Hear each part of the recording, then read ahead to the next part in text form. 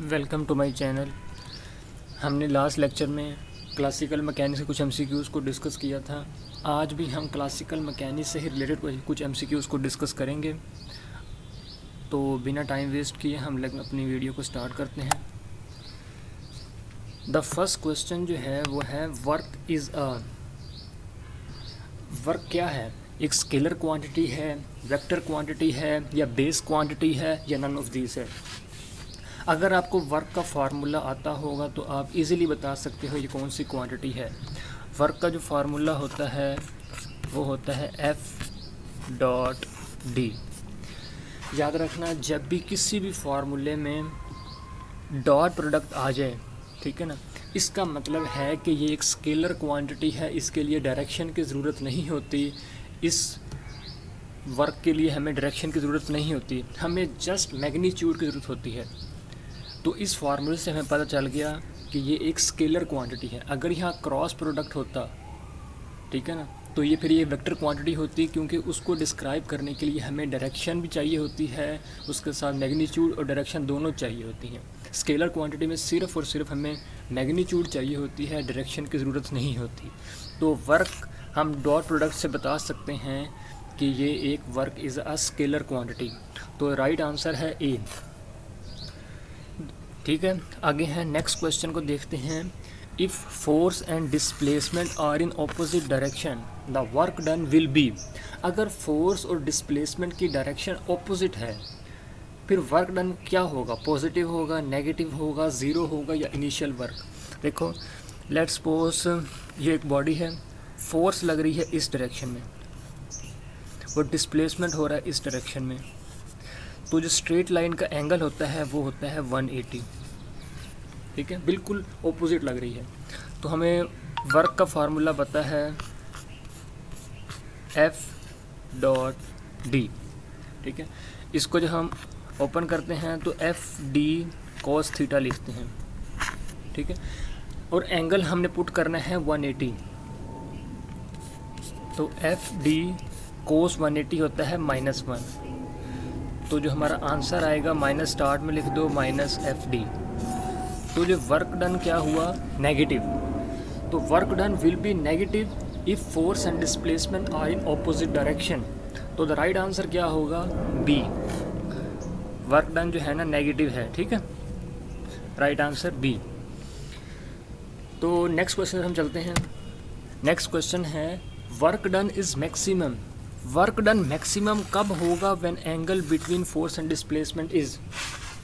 हमने ये बताना है कि वर्क जो है ना मैक्सिमम कब होगा, जब फोर्स और डिस्प्लेसमेंट के दरमियान एंगल क्या होगा? 0, 90, 180 या कोई भी हो, एनी ऑफ दीज।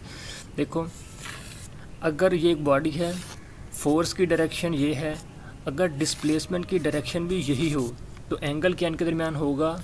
एंगल होगा 0, क्योंकि पैरेलल है। एंगल 0 है तो हम फार्मूले में लगाते हैं F.D। इसको जब ओपन करते हैं FD cos थीटा। cos 0 जो है ना, cos 0 1 होता है। तो वर्क क्या होगा? FD। तो 0 एंगल पे सबसे मैक्सिमम वर्क होगा। अगर मैं 90 पुट करता हूँ तो cos 90 जो है ना ये 0 होता है। 180 पुट करता हूँ तो ये तो -1 होता है, वर्क नेगेटिव में आ जाएगा। तो मैक्सिमम वर्क कब होता है? जब force and displacement are in one direction, एक ही डायरेक्शन में हो, पैरेलल हो एक दूसरे के। तो इसका जो राइट आंसर है ए है। ठीक है, द नेक्स्ट क्वेश्चन है work done along a close path in a gravitational field. वो कह रहा है वर्क डन किसी भी क्लोज पाथ में, along a close path, work done की ग्रेविटेशनल फील्ड में कितना होगा? इसका जो राइट आंसर है ना वो है 0, क्योंकि हमेशा ग्रेविटेशनल फील्ड जो है ना एक कंजर्वेटिव फील्ड है, और कंजर्वेटिव फील्ड में work done along a close path is always 0। ठीक है, इसलिए जो इसका राइट आंसर है वो है 0, C. Work done along a close path in a gravitational field is 0। ठीक है, द नेक्स्ट क्वेश्चन है which of the following force can do no work on the particle which it acts. हमने बताना है कौन सी इन जो नीचे दी गई फोर्सेस हैं इनमें से कौन सी ऐसी फोर्स है जो पार्टिकल पे लगती भी है लेकिन फिर भी कोई वर्क नहीं करती। हमें वर्क का फार्मूला पता है, वो होता है F.D। देखना, अगर F और D के दरमियान एंगल जो है ना 90 का हो जाए, FD cos थीटा, अगर एंगल 90 हो जाए, cos 90 जो है ना ये 0 होता है। अगर फोर्स और डिस्प्लेसमेंट एंगल 90 है तो वर्क डन विल बी 0। ठीक है, अब देखो जो होती है ना सेंट्रीपिटल फोर्स, ये सेंट्रीपिटल फोर्स क्या करती है, बॉडी को हमेशा सर्कल में घुमाती है, क्योंकि अकॉर्डिंग टू न्यूटन्स लॉ जो कोई भी बॉडी है ना वो हमेशा स्ट्रेट मूव करती है, तो कोई ना कोई ऐसी फोर्स लाजमी होनी चाहिए जो उसको सर्कल में घुमाए, और वो काम करती है सेंट्रीपिटल फोर्स। ठीक है ना, बॉडी ऐसे स्ट्रेट मूव करना चाहती है, सेंट्रीपिटल फोर्स लगती है, वो कंटिन्यूसली वो सर्कल में उसको घुमा देती है। ठीक है ना, ये जब भी कोई बॉडी सर्कल में मूव करती है तो उसके पीछे सेंट्रीपिटल फोर्स एक्ट करती है, और सेंट्रीपिटल फोर्स जो है ना हमेशा टुवर्ड्स द सेंटर लगती है। ठीक है, ये सेंट्रीपिटल फोर्स की डायरेक्शन है। जब भी बॉडी सर्कल में मूव करती है ना तो मैग्नीट्यूड ऑफ वेलोसिटी तो कांस्टेंट रहता है, बट उसकी डायरेक्शन कंटिन्यूसली चेंज होती है। हम कैसे लेते हैं, टेंजेंट ड्रॉ करके, इस वक्त इसकी डायरेक्शन ये है वेलोसिटी की, इस वक्त ये है, इस डायरेक्शन में लेना चाहते हैं तो ये है, इस डायरेक्शन पे ये है, इस डायरेक्शन पे ये, इस डायरेक्शन पे ये, लेकिन जो फोर्स लग रही है उसकी डायरेक्शन हमेशा टुवर्ड्स द सेंटर होगी, क्योंकि और इनके अंदर जो एंगल होता है ना वो 90 होता है। ठीक है, तो डायरेक्शन और फोर्स के दरमियान जो एंगल है वो कितना है, 90। इसीलिए सेंट्रीपिटल फोर्स जो है ना बॉडी को सर्कल में घुमा तो सकती है लेकिन वर्क नहीं कर सकती, क्योंकि ये हमेशा जो है ना 90 के एंगल पे लगती है। जो भी इसका डिस्प्लेसमेंट वेलोसिटी का वेक्टर या डिस्प्लेसमेंट का वेक्टर होगा उसके बिल्कुल परपेंडिकुलर लगती है 90 के एंगल पे। इसीलिए अगर मैं यहाँ पुट करता हूँ FD cos 90, क्योंकि एंगल जो है ना इनके दरमियान 90 है, तो आंसर क्या आएगा, 0। तो इसका जो राइट आंसर है वो है सेंट्रीपिटल फोर्स। सेंट्रीपिटल फोर्स जो है ना बॉडी पर कोई वर्क नहीं करती, बॉडी को घुमाती है लेकिन उस पर कोई वर्क नहीं करती, क्योंकि एंगल जो है ना इनका बॉडी की मूवमेंट और जहाँ फोर्स लग रही है इन दोनों के दरमियान एंगल जो है 90 है, that's why work done will B 0। तो इसका राइट आंसर है सेंट्रीपिटल फोर्स। हमारा नेक्स्ट क्वेश्चन है, a field in which the work done in a close path is 0।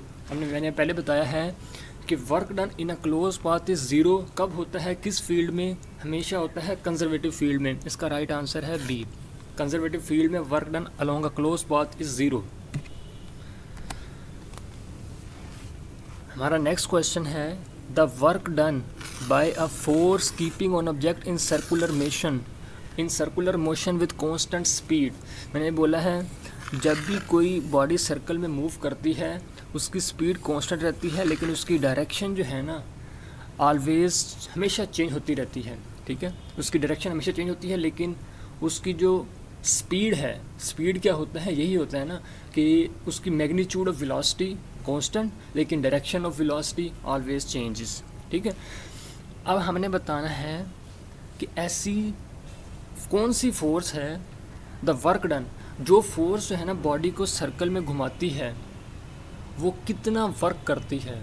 ठीक है, तो मैंने अभी बताया है कि जो बॉडी को सर्कल में घुमाती है ना फोर्स, वो हमेशा परपेंडिकुलर लगती है, उसके दरमियान एंगल जो है ना 90 होता है। जब भी एंगल जो है ना 90 होगा तो वर्क डन जो है ना 0 होगा, क्योंकि cos 90 0 होता है। तो इसका जो राइट आंसर है वो है ए। हमारा नेक्स्ट क्वेश्चन है, the sum of kinetic and potential energy of a falling body is. Kinetic and potential energy उनका जो सम है कितना होगा, कोई भी बॉडी अगर नीचे आ रही है। एक इम्पोर्टेंट क्वेश्चन है, देखो ये एक ग्राउंड है, ये लेट्स सपोज ये एक बॉडी यहाँ पर है, तो इस वक्त इसके पास सिर्फ पोटेंशियल एनर्जी है जो कि हाइट की वजह से है इसके पास, क्योंकि पोटेंशियल एनर्जी का फार्मूला होता है mgh। ठीक है ना, mgh, इस क्या कहते हैं, ये m इस कांस्टेंट है, g भी कांस्टेंट है। इस जो हम अब डील कर रहे हैं इस वक्त हमने इन दोनों को कांस्टेंट कंसेप्ट कांस्टेंट तस्वुर करना है, m और g को। ठीक है, ये पोटेंशियल एनर्जी किस तरह वेरी करता है, हाइट से। जितनी ज़्यादा हाइट होती जाएगी पोटेंशियल एनर्जी उतनी ही ज़्यादा होती जाएगी, ठीक है। अब देखो पोटेंशियल एनर्जी जो है ना, लेट्स सपोज इस वक्त इसके पास हाइट है, बॉडी के पास, इसके पास पोटेंशियल एनर्जी है, लेकिन काइनेटिक एनर्जी नहीं है क्योंकि ये बॉडी मूव नहीं कर रही, इसके पास वेलोसिटी नहीं है। लेकिन अगर ये बॉडी नीचे आती है, लेट्स सपोज यहाँ आ गई है, इस वक्त इसके पास हाइट भी है, पोटेंशियल एनर्जी भी है, और ये मूव भी कर रही है, इसके पास काइनेटिक एनर्जी दोनों है। इसी तरह जब ये हिट करती है तो अब इसके पास हाइट ख़त्म होगी, पोटेंशियल एनर्जी जो है ना ये ज़ीरो हो जाती है, और काइनेटिक एनर्जी होती है इसके पास क्योंकि वेलोसिटी से आई है। और जब टकराने के बाद फिर ये काइनेटिक एनर्जी हीट और साउंड में कन्वर्ट हो जाती है, ठीक है। लेकिन याद रखना एनर्जी ज़ाया नहीं होती, ये एक फॉर्म से दूसरे फॉर्म में कन्वर्ट हो सकती है, ठीक है। अब देखो हमने क्या बताना है कि the sum of potential and kinetic energy of a falling body is क्या कांस्टेंट रहती है हर पॉइंट पर, या मैक्सिमम हो जाती है टॉप पॉइंट पर, या मैक्सिमम हो जाती है एट द लैंडिंग पॉइंट पर, या नन ऑफ दीज। एक बार याद रखना टोटल एनर्जी जो है ना ये हमेशा कंजर्व रहती है। कहीं पोटेंशियल एनर्जी ज़्यादा हो जाती है, कहीं काइनेटिक एनर्जी कम हो जाती है, कहीं एक ज़ीरो हो जाती है, एक मैक्सिमम हो जाती है, कहीं मैक्सिमम हो जाती है, कहीं एक ज़ीरो हो जाती है, लेकिन टोटल एनर्जी कांस्टेंट रहती है। इसको समझाने के लिए एक मिसाल समझो, लेट्स सपोज इसके पास पोटेंशियल एनर्जी है 20 जूल और काइनेटिक एनर्जी कितनी है 0, ठीक है। टोटल एनर्जी कितनी होगी 20। मिड में देख लेते हैं अब, इसके पास पोटेंशियल एनर्जी हम एज्यूम कर लेते हैं 10 है, काइनेटिक एनर्जी भी कितनी है 10, तो टोटल आंसर कितना आ गया 20। अब हम देते हैं इधर लैंडिंग पॉइंट पर पोटेंशियल एनर्जी कितनी है 0, और लैंडिंग पे kinetic energy will be maximum, ठीक है ना। तो हम एज्यूम कर लेते हैं काइनेटिक एनर्जी 20 है। तो देखो टोटल एनर्जी जो है ना 20 ही आ रही है। एनर्जी एक से दूसरी फॉर्म में कन्वर्ट हो रही है, कहीं पोटेंशियल एनर्जी ज़्यादा हो रही है, कहीं काइनेटिक एनर्जी ज़्यादा हो रही है, कहीं कुछ हो रहा है, कहीं कुछ हो रहा है, लेकिन टोटल एनर्जी जो है ना हमेशा कंजर्व रहती है एट ऑल पॉइंट्स, ठीक है। तो इसका जो राइट आंसर है ना वो है A, constant at all points, ठीक है।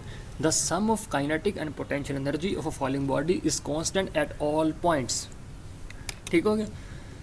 The next question is energy stored in a spring, ठीक है ना। स्प्रिंग में जो एनर्जी स्टोर्ड होती है, ठीक है, लेट्स सपोज जैसे कि स्प्रिंग है, इसको हम ऐसे स्ट्रेच करते हैं, ठीक है, ऐसे हमने स्ट्रेच कर लिया, ठीक है। तो हमने जो वर्क किया, अब वर्क जब भी हम किसी बॉडी पर वर्क करते हैं तो जो वर्क जो है ना वो एनर्जी में स्टोर हो जाता है, उस बॉडी में एनर्जी की शक्ल में स्टोर हो जाता है। तो स्प्रिंग में जो एनर्जी स्टोर होती है वो कौन, जैसे हम ये लेट्स सपोज ये हमारे पास एक ग्राउंड है, ठीक है ना, यहाँ एक बॉडी है, हम इस पे वर्क करते हैं, ऊपर लेके जाते हैं, तो ये जो वर्क है इस बॉडी में स्टोर हो जाता है एज एनर्जी की सूरत में, और वो एनर्जी कौन सी होती है पोटेंशियल एनर्जी। ये बॉडी की सूरत में कौन सी होती है पोटेंशियल एनर्जी। लेकिन स्प्रिंग में जो हम वर्क करते हैं और उसमें जो एनर्जी स्टोर हो जाती है उसे क्या कहते हैं, वो होती है elastic potential energy. The right answer is D, ठीक है। अब हमारे पास नेक्स्ट क्वेश्चन है, the work done on a body against force of gravity is called. वो कह रहा है, ये बड़ा इंपॉर्टेंट क्वेश्चन है, सुनना। Work done on a body against force of gravity, work done जो है ना किसी भी बॉडी पर जब फोर्स ऑफ ग्रेविटी के अगेंस्ट होगा वो क्या होगा, पोटेंशियल एनर्जी होगी, वो वर्क डन कन्वर्ट हो जाएगा पोटेंशियल एनर्जी में, काइनेटिक एनर्जी में, केमिकल एनर्जी में, या इलास्टिक पोटेंशियल एनर्जी में। ये गौर से देखना, लेट्स सपोज ये ग्राउंड है, बॉडी पड़ी है ग्राउंड पर, ठीक है, हमने इसको ऊपर लेके जाना है तो हमें वर्क करना पड़ेगा, ठीक है। हमें वर्क करेंगे तो वर्क जो है ना कन्वर्ट हो जाता है पोटेंशियल एनर्जी में। जब बॉडी ऊपर आएगी इसके पास जो है ना ये वर्क कन्वर्ट हो जाएगा पोटेंशियल एनर्जी की सूरत में, इसके पास एनर्जी आ जाएगी, ठीक है। और वो कौन सी एनर्जी होगी, पोटेंशियल एनर्जी, क्योंकि हाइट की वजह से इसके पास एनर्जी आ गई। अब हमने बताना है, क्योंकि ये हमने काम किया है अगेंस्ट फोर्स ऑफ ग्रेविटी, क्योंकि फोर्स ऑफ ग्रेविटी की डायरेक्शन क्या है डाउनवर्ड, और हम इसको ऊपर लेकर गए हैं, अगेंस्ट किया है हमने। अब बताना है कि ये जो वर्क कन्वर्ट हुआ है किस में कन्वर्ट हुआ है, पोटेंशियल एनर्जी में, काइनेटिक एनर्जी में, या केमिकल एनर्जी में, या इलास्टिक पोटेंशियल एनर्जी में। ये वर्क कन्वर्ट हो जाता है बॉडी की सूरत में पोटेंशियल एनर्जी में, ठीक है ना। ये देखो ये वर्क हो कन्वर्ट हो गया पोटेंशियल एनर्जी में, राइट आंसर है ए। इसी तरह हम स्प्रिंग में जब हम करते हैं, हमने लास्ट क्वेश्चन में देखा था, स्प्रिंग में जब हम वर्क करते हैं तो वो स्टोर होता है इलास्टिक पोटेंशियल एनर्जी में, लेकिन हम बॉडी पे जब वर्क करते हैं अगेंस्ट फोर्स ऑफ ग्रेविटी तो वो कन्वर्ट हो जाता है पोटेंशियल एनर्जी में, ठीक है। हमारे पास next question when, when velocity of a moving body is doubled which of the following quantity is also doubled. हमने देखना है वेलोसिटी हमने 2v कर दी, डबल कर दी। हमने देखना है कौन सा जो है ना ये जो दी गई है क्वांटिटी, इसमें कौन सी डबल हो जाती है। एक एक करके पुट करते जाओ, या अगर आपको पता होगा सारे फार्मूले आते होंगे तो आप इजीली सोच सकते हो कौन सा डबल होगी। हम मोमेंटम को देखते हैं, P is equal to mv इसका फार्मूला है। अगर मैं v की जगह 2v डाल देता हूँ, 2 को मैं स्टार्ट में लिख देता हूँ 2mv, तो ये देखो मोमेंटम कितना हो गया, डबल। यही उसने कहा था कौन सी क्वांटिटी डबल होगी, तो वो मोमेंटम डबल होगा। तो राइट आंसर इज डी। हमारे पास नेक्स्ट क्वेश्चन है, the energy stored in the water of the dam. Dam में एनर्जी कितनी स्टोर होती है, मतलब कि एनर्जी जो स्टोर होती है, जो एनर्जी स्टोर होती है डैम में the energy stored in the water of dam, जो डैम का जो पानी होता है उसमें जो एनर्जी स्टोर होती है वो किस शक्ल में होती है, electric energy, kinetic energy, potential energy. वो जो है ना पोटेंशियल एनर्जी के सूरत में स्टोर होती है एनर्जी, ठीक है। फिर उस एनर्जी को हम कन्वर्ट करते हैं इलेक्ट्रिसिटी में, क्योंकि एनर्जी को हम कन्वर्ट कर सकते हैं एक फॉर्म से दूसरी फॉर्म में, ठीक हो गया। तो राइट आंसर है इसका पोटेंशियल एनर्जी। नेक्स्ट क्वेश्चन है, ये बड़ा इंपॉर्टेंट क्वेश्चन है, व्हेन 2 proton are brought closer potential energy of both of them. अब ये गौर से समझना, वो कह रहा है जब 2 प्रोटॉन को हम करीब लेकर आते हैं तो पोटेंशियल एनर्जी उन दोनों की ऑफ बोथ ऑफ देम, उन दोनों की पोटेंशियल एनर्जी जो है इंक्रीज़ होती है, डिक्रीज़ होती है, या कांस्टेंट रहती है, या नन ऑफ दीज। अब ये बात ज़रा तवज्जो से समझना। लेट्स सपोज ये देखो ये एक ग्राउंड है, ठीक है। नेचुरल फिनोमिना क्या है कि बॉडी को मैं ऐसे रखता हूँ, क्योंकि फोर्स ऑफ ग्रेविटी जो है ना डाउनवर्ड लग रही है, बॉल खुद ब खुद नीचे आ जाएगी। ये क्या है, एक नेचुरल फिनोमिना है, ठीक है। जिस तरह पानी जो है ना ऊपर से नीचे आता है, ये एक नेचुरल फिनोमिना है। हीट जो है ना फ्लो होती है हॉट बॉडी से कोल्ड बॉडी की तरफ, ये एक नेचुरल फिनोमिना है, ठीक है। इसी तरह अपोजिट चार्जेस जो है ना अट्रैक्ट करते हैं, ये एक नेचुरल फिनोमिना है। इसी तरह जो है ना जब भी हम नेचुरल फिनोमिना के अगेंस्ट काम करते हैं, ठीक है ना, लेट्स सपोज एक बॉडी यहाँ पर पड़ी है डाउन नीचे फर्श पे, अगर हम इसको ऊपर लेकर जाना चाहते हैं तो हमें लाजमी सी बात है वर्क करना पड़ता है, क्योंकि हम अगेंस्ट द नेचुरल फिनोमिना काम कर रहे हैं। ये ग्रेविटेशनल फोर्स क्या है, डाउनवर्ड। अब हम इसको ऊपर लेकर जाना है तो हमें लाजमी सी बात है वर्क करना पड़ेगा, ठीक है। समझो बात को, हम ऊपर लेकर गए हैं, हमें वर्क करना पड़ा है, ठीक है। तो जो वर्क हमने किया वो बॉडी में कन्वर्ट हो जाता है पोटेंशियल एनर्जी की सूरत में। इस वक्त इस हिस्से में पोटेंशियल एनर्जी क्या है, कम है। जब ऊपर लेके जाते जाएंगे, वर्क करते जाएंगे, क्या हो जाएगा, पोटेंशियल एनर्जी जो है ना, लेट्स सपोज यहाँ मैं कहता हूँ पोटेंशियल एनर्जी जो है वो कह देता हूँ 0 है, ठीक है ना। यहाँ पोटेंशियल एनर्जी क्योंकि हाइट आ गई, इसके पास पोटेंशियल एनर्जी ज़्यादा हो जाएगी, लेट्स मैं कहता हूँ 10 जूल आ गई एनर्जी, ठीक है। तो देखो हमने वर्क किया है अगेंस्ट द नेचुरल फिनोमिना, तो पोटेंशियल एनर्जी क्या होगी, इंक्रीज़ होगी, ठीक है। अब बिल्कुल ये बात समझना, लेट्स सपोज 2 ये चार्जेस हैं, एक पॉजिटिव और ये एक पॉजिटिव, क्योंकि उसने कहा है 2 प्रोटॉन, ठीक है ना।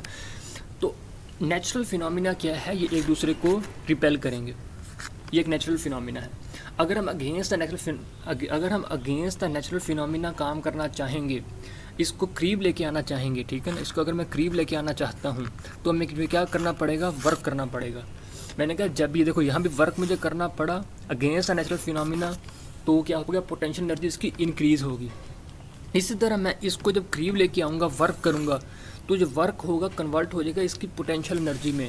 पहले जितनी भी थी पोटेंशियल एनर्जी उससे मज़ीद बढ़ जाएगी, क्योंकि मैंने वर्क किया, वर्क कन्वर्ट हो जाएगा इसकी पोटेंशियल एनर्जी में, ठीक है।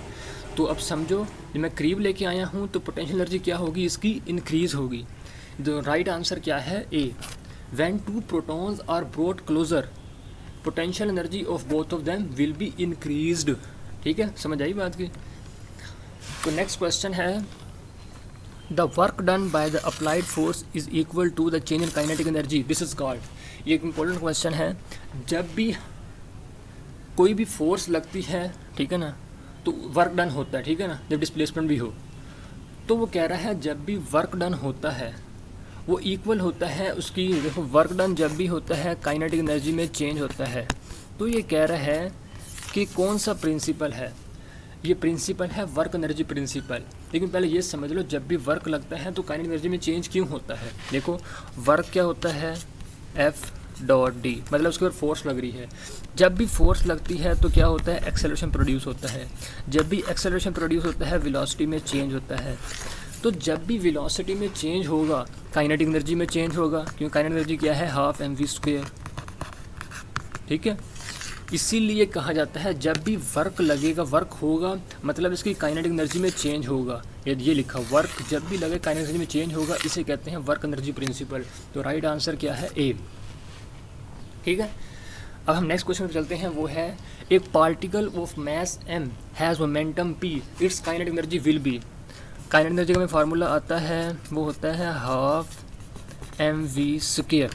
ठीक है, अब हमने बताना है, हमने इन फॉलोइंग में से बताना है कि 4 ऑप्शन है, इसमें से काइनेटिक एनर्जी क्या होगी अगर एक पार्टिकल ऑफ मास m उसका मोमेंटम p है।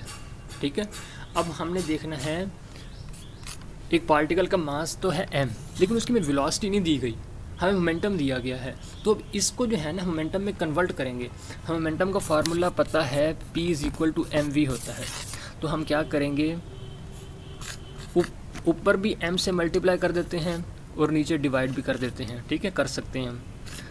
तो m और m और ये v का स्क्वायर। ठीक है ना, ये पहले का पड़ा था, हमने खुद डाल दिया, अभी लगा दिया।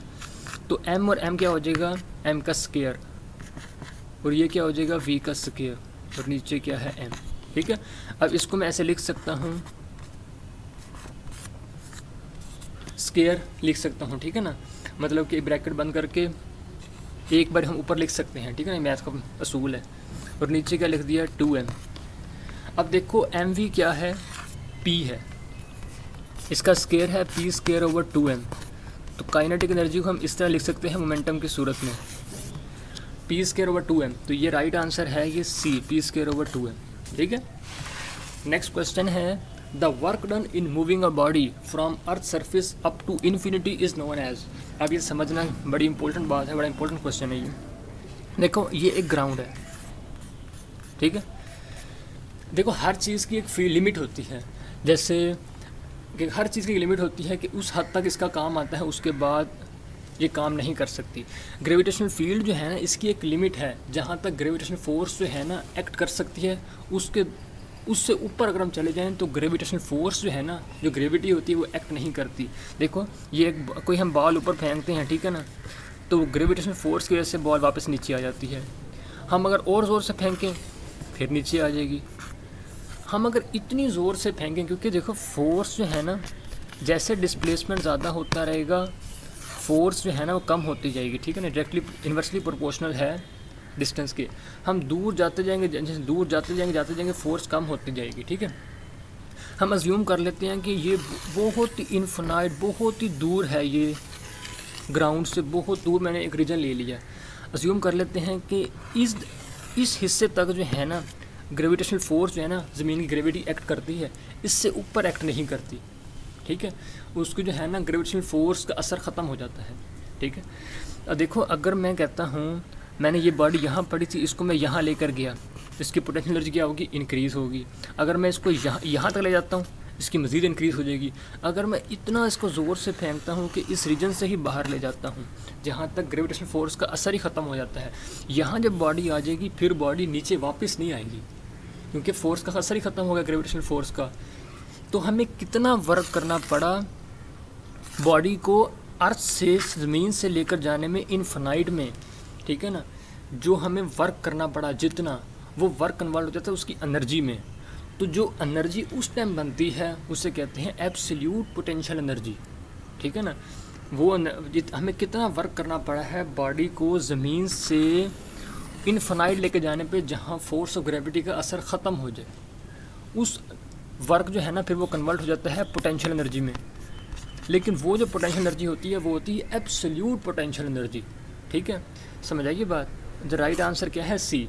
देखो यहाँ से मैं यहाँ ले जाता हूँ, ये पोटेंशियल एनर्जी है, यहाँ तो यहाँ ले जाता हूँ पोटेंशियल एनर्जी। लेकिन अगर बिल्कुल इन्फिनाइट पे ले जाऊँ, उस एनर्जी को कहते हैं एब्सोल्यूट पोटेंशियल एनर्जी। मतलब बॉडी के अंदर जो है ना एब्सोल्यूट पोटेंशियल एनर्जी आ गई है, ठीक है। तो ये राइट आंसर क्या है, सी। अगर समझना है तो आप कमेंट सेक्शन में से पूछ सकते हैं, ठीक है। अब है the velocity given to a body to go out of the influence of gravity. अब वही मैंने बात की ना, ये लेट्स सपोज ये ग्राउंड है, ठीक है। लेट्स सपोज ये इसका रीजन है जहाँ तक ग्रेविटेशन फोर्स एक्ट करती है, इससे ऊपर एक्ट नहीं कर सकती। अगर मैं बॉडी को इतनी वेलोसिटी से फेंकता हूँ कि ये उसके रीजन से ही बाहर चली जाए, ठीक है ना, यहाँ आ जाए, अब इसके ऊपर फोर्स ऑफ ग्रेविटी असर नहीं कर रही, ठीक है ना। तो हमें वेलोसिटी को इतनी ज़ोर से, बॉडी को हमने इतनी वेलोसिटी दी है कि वो बाहर ही चली गई है इस रीजन से। ग्रेविटेशनल फोर्स का जहाँ तक असर होता है ना, उस रीजन से ही बाहर चली गई है, ठीक है। उस वेलोसिटी को हम क्या कहते हैं, terminal velocity, orbital velocity, escape velocity. उस वेलोसिटी को हम कहते हैं एस्केप वेलोसिटी। हमें इतनी, हमें आगे बताऊंगा वेलोसिटी कितनी होती है ये। हमें एस्केप वेलोसिटी, ठीक है ना, जो कि अर्थ के लिए होती है 11 किलोमीटर पर सेकेंड, ठीक है ना। मतलब अगर हम सॉरी अगर हम 11 किलोमीटर पर सेकेंड से बॉल को ज़मीन से फेंकें तो वो जो है ना ग्रेविटेशनल फील्ड का जहाँ असर होता है उससे बाहर चली जाएगी, इस तरह से बाहर चली जाएगी, ठीक है। तो उस वेलोसिटी को कहते हैं एस्केप वेलोसिटी, ठीक है। तो इसका जो राइट आंसर है वो क्या है, सी। अगर हम एस्केप वेलोसिटी से फेंकें बॉडी को तो वो बॉडी जो है ना इतनी दूर चली जाएगी कि उस पर ग्रेविटेशनल फोर्स एक्ट नहीं करेगी। तो द राइट आंसर जो है ना वो है सी। द नेक्स्ट क्वेश्चन है energy possessed by a body due to its position. देखो पोजीशन की वजह से जो बॉडी में एनर्जी आती है वो आती है पोटेंशियल एनर्जी। देखो ये बॉडी के पास ये पोजीशन है, मैं पोजीशन चेंज कर दूँ, इसको ऊपर ले जाता हूँ, तो क्या इसमें एनर्जी, कौन सी एनर्जी आती है, पोटेंशियल एनर्जी।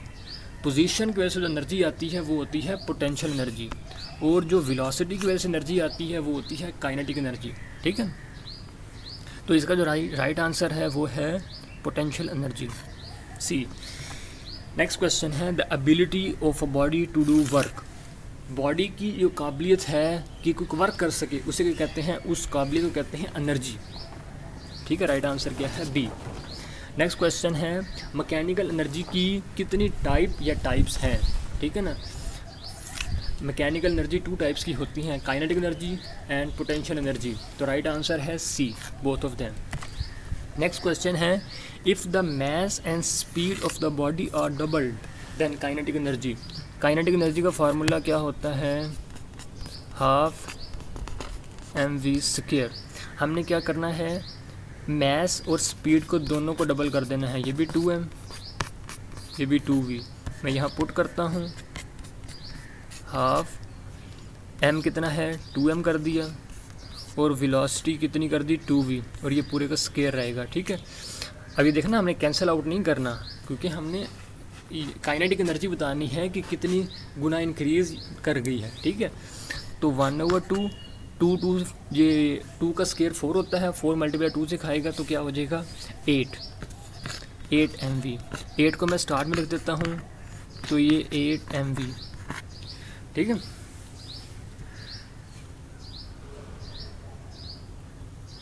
तो ये भी स्केयर आएगा, ठीक है ना, सॉरी वी का स्केल लिखना भूल गया था मैं। तो काइनेटिक एनर्जी कितनी हो जाएगी, ये होता है काइनेटिक एनर्जी कितने गुना इंक्रीज होगी, 8 गुना। तो काइनेटिक एनर्जी कितनी हो जाएगी, बिकम्स 8 टाइम, ठीक है। इसका राइट आंसर क्या हो जाएगा, 8 time. Right answer is D. अब 24 क्वेश्चन है the force acting on a stationary body in the gravitational field at any point is equal to. Let's suppose जैसे कोई एक मेज़ है, इसके ऊपर एक बुक पड़ी हुई है, ठीक है ना। इसके ऊपर ग्रेविटेशनल फोर्स क्योंकि लिखा हुआ है स्टेशनरी बॉडी मूव नहीं कर रही, उस पर वो कह रहा है किसी ग्रेविटेशनल फील्ड, मतलब इस पर ग्रेविटेशनल फील्ड असर कर रही है, ठीक है ना। क्योंकि जो कोई भी मेज़ पे बुक पड़ी होती है तो उस पर ग्रेविटेशनल फोर्स तो एक्ट कर रही है, ठीक है ना, ज़मीन उसको अपनी तरफ खींच रही है। तो वो कह रहा है किसी भी पॉइंट पर उस पर फोर्स कितनी लगती है। तो देखना इस वक्त जो है ना ग्रेविटेशनल फोर्स जो लग रही है वो और वेट दोनों एक ही होते हैं, और वो होते हैं mg। इसलिए वो यही कह रहा है कि ग्रेविट फोर्स जो है ना एक्ट कर रही है उस पर वो किसके बराबर है, उस वही वेट के बराबर है, ठीक है ना। जितनी ग्रेविटेशनल फोर्स है mg वही वेट है mg, दोनों एक ही चीज़ है, ग्रेविटेशनल फोर्स और वेट दोनों का आंसर जो है ना mg है। ठीक है, समझ आइए बात की, ग्रेविटेशनल फोर्स और वेट एक ही चीज़ होती है, एक ही चीज़ को कहते हैं, क्योंकि वेट भी क्या है, ये भी कितनी फोर्स लग रही है डाउनवर्ड। ठीक है ना, वेट का फार्मूला क्या होता है mg। ठीक है ना, और ग्रेविटेशनल फोर्स भी डाउनवर्ड लगती है, वेट भी डाउनवर्ड लगता है, तो दोनों एक ही चीज़ें हैं, वेट और ग्रेविटेशनल फोर्स। ठीक है, तो इसका जो राइट आंसर है ना वो है वेट। हमारा next question when, when a falling body hits the ground it's kinetic energy changes. वो कह रहे हैं लेट्स सपोज ये ग्राउंड है, ये बॉडी ऊपर पड़ी है, जब ये नीचे आती है, ठीक है, क्योंकि जब नीचे आ रही है इसके पास काइनेटिक एनर्जी है, तो काइनेटिक एनर्जी किस में कन्वर्ट हो जाती है, क्योंकि अब यहाँ टकराने के बाद इसके पास वेलोसिटी तो नहीं है, तो टकराने के बाद जब ये आप देखा होगा कप नीचे गिरता है तो साउंड आता है। ठीक है ना, टुकड़े पीसेस होते हैं तो वो कन्वर्ट हो जाते हैं, इधर उधर चले जाते हैं। ठीक है ना, तो आवाज़ आती है, हीट भी प्रोड्यूस होती है, हमें फील नहीं होती। तो इसकी काइनेटिक एनर्जी किस में कन्वर्ट हो जाती है, साउंड और हीट में टकराने के बाद ज़मीन पे बॉडी की। ठीक है ना, इसका राइट आंसर है डी। अब ये देखो, वही मैंने बोला ना, एस्केप वेलोसिटी कितनी होती है अर्थ की, मतलब कि ये एक बॉडी है, कितनी ये यहाँ तक इसका असर है ग्रेविटेशनल फील्ड का, कितनी वेलोसिटी से इसके फेंके कि ये बाहर चली जाए ग्रेविटेशनल फील्ड से, वो होती है एस्केप वेलोसिटी। और इसकी वैल्यू अर्थ के लिए होती है, हर प्लैनेट के लिए डिफरेंट होती है, मून के लिए अलग होती है, मैस के लिए अलग, सब के लिए अलग होती है। तो अर्थ के लिए कितनी है, 11 किलोमीटर पर सेकेंड। ठीक है ना, एक और करना, 11 किलोमीटर पर सेकेंड है, कोई और निशान लगा देना। नेक्स्ट क्वेश्चन है 27, पावर का यूनिट कौन सा है। पावर का यूनिट वाट भी होता है, और पावर होता है F.V.x का ये फार्मूला होता है, F क्या होता है न्यूटन, वेलोसिटी का फार्मूला होता है मीटर पर सेकेंड, ये भी है। ठीक है ना, और ये भी है। उसने कहा कौन सा नहीं है, जाउल सेकेंड ये नहीं है। ठीक है ना, तो राइट आंसर क्या है, ए। बाकी सारे इसके यूनिट हैं, जाउल सेकेंड यूनिट नहीं है। ठीक है, राइट आंसर क्या हुआ, ए। अब है पावर को हम कैसे डिफाइन करते हैं, F.V। ठीक है ना, product of force and velocity not, dot product of force and displacement no, ये तो वर्क का फार्मूला है। Dot product of force and velocity, ये राइट आंसर है सी। ठीक है, नेक्स्ट क्वेश्चन है 1 मेगा, मेगा कहते हैं 10⁻⁶ को, 1 mega watt is equal 10⁻⁶ watt. ठीक हो गया। नेक्स्ट क्वेश्चन है, if work is done at the rate of 240 joule per minute by a machine then its power. हमें पता है पावर का formula work per unit time. ठीक है, अब उसने क्या क्या है कि वर्क डन हो रहा है 240 जूल। ठीक है ना, वर्क की वैल्यू दे दी है उसने 240, और पर मिनट में, मिनट को हम सेकंड में कन्वर्ट कर लेते हैं 60 सेकंड, कैंसिल आउट हो के 4 आ जाएगा, तो मतलब कि पावर का आंसर क्या आ गया, 4 watt. Right answer is B. ठीक है, नेक्स्ट क्वेश्चन है, पावर क्या है, वर्क पर यूनिट टाइम। इसके लिए हमें सिर्फ मैग्नीट्यूड, इसके लिए हमें एक्सप्लेन करने के लिए सिर्फ मैग्नीट्यूड चाहिए होती है, डायरेक्शन नहीं। तो ये एक स्केलर क्वांटिटी है, power is a scalar quantity. Right answer is B. Next question है, the tidal energy is due to gravitational pull of sun, moon, mass या नन ऑफ दीज। ये होता है राइट आंसर इसका बी है। ठीक है ना, मून की वजह से, ग्रेविटेशनल पुल ऑफ मून की वजह से टाइडल एनर्जी जो है ना प्रोड्यूस होती है, जो समुद्रों में एनर्जी, जो वेव्स प्रोड्यूस होती है ना, जो पानी ऐसे ऊपर ऊपर जाता है, किसकी वजह से होता है, मून की वजह से।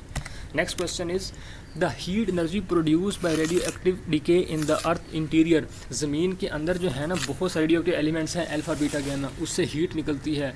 तो ज़मीन के अंदर जो रेडियो एक्टिव एलिमेंट्स की वजह से जो हीट प्रोड्यूस होती है उसको क्या कहते हैं, geothermal energy. Right answer is B. Next question, और इस साइड का लास्ट क्वेश्चन इस लेक्चर का, अ सोलर सेल किससे बने होते हैं। सोलर सेल क्या होते हैं, जो कि लाइट हीट एनर्जी को कन्वर्ट करते हैं, जो कि सन सोलर एनर्जी को, सूरज की जो एनर्जी को कन्वर्ट करते हैं लाइट में। ठीक है ना, वो किससे बने होते हैं, वो बने होते हैं सेमीकंडक्टर से। और सेमीकंडक्टर कौन सा, सिलिकॉन जमीन दोनों सेमीकंडक्टर हैं, लेकिन कौन सा सेमीकंडक्टर यहाँ से होता है, सेमीकंडक्टर कौन सा जो है ना सोलर सेल बनाने में यूज़ होता है, वो उसका राइट आंसर है वो है सिलिकॉन। सिलिकॉन यूज़ होता है सोलर सेल बनाने के लिए। ठीक है, the right answer is B. So guys आज के लिए इतना ही, नेक्स्ट वीडियो तक के लिए गुड बाय।